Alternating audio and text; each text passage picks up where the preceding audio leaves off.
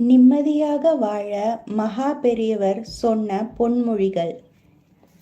எளிமை நேர்மை இருந்தால் நிம்மதியாக வாழலாம்.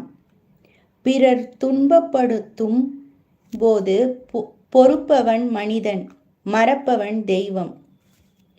உலகில் உள்ள எல்லாம் கடவுளுக்கு சொந்தமானவை.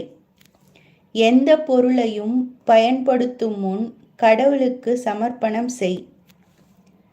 கடவுளின் திருவடியை சிந்தித்தால் மனம் தூய்மை பெறும்.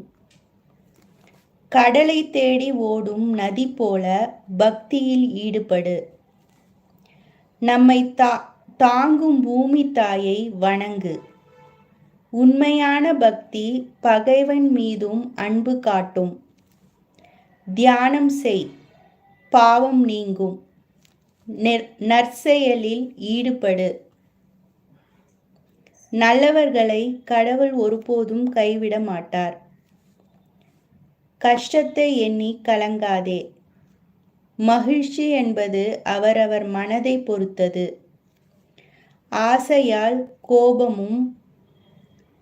கோபப்படுவதால் பிரிவும் ஏற்படும். அன்பால் பிறரை திருத்து, நிலையான பலன் கிடைக்கும்.